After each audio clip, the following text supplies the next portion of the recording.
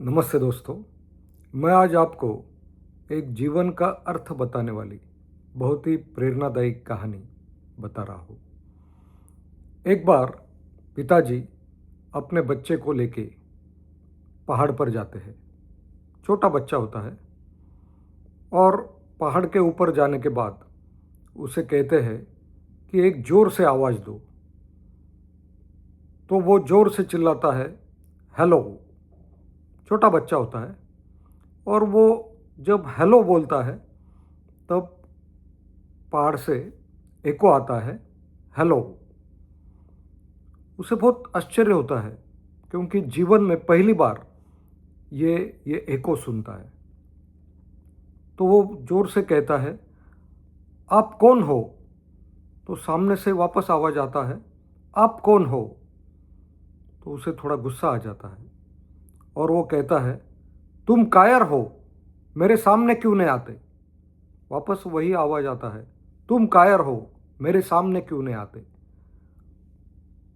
तो उसे बहुत आश्चर्य होता है और वो पिताजी से पूछता है कि पापा ये क्या है? तो वो कहते हैं कि तू कुछ अच्छी बात कर। फिर वो कहता है, मैं आपसे प्यार करता हूँ। तो वापस एको आता है, मैं आपसे प्यार करता हूँ। उसे फिर अच्छा लगता है। फिर वो कहता है, आप बहुत लाजवाब हो। वहाँ से वापस आती है आवाज़, आप बहुत लाजवाब हो। फिर वो पिताजी को पूछता है कि पिताजी ये क्या है?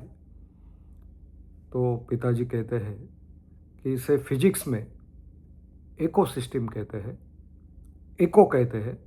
मतलब जब भी हम बोलते हैं तो उसका प्रतिध्वनि हमें सुनाई देता है। तो यही जीवन है। अगर जीवन में हम किसी से प्यार करते हैं तो वो भी हम पर प्यार करता है। अगर हम प्यार देते हैं तो हमें प्यार मिलता है। अगर हम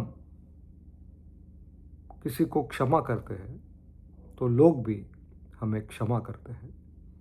अगर हम लोगों की ओर दयालु दृष्टि से देखते हैं तो लोग भी हमें दयालु दृष्टि से देखते हैं। अगर हम किसी को धैर्य देते हैं तो हमें भी धैर्य मिलता है। अगर हम किसी का सम्मान करते हैं तो हमें भी सामने से सम्मान मिलता है। तो यही जीवन है। तो बच्चे को वो बात बहुत गहराई से समझ में आई। तो दोस्तों, यही कहानी है।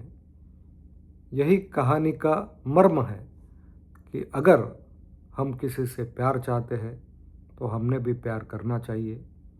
अगर हम किसी से इज्जत चाहते हैं तो हमने भी उसकी इज्जत करनी चाहिए।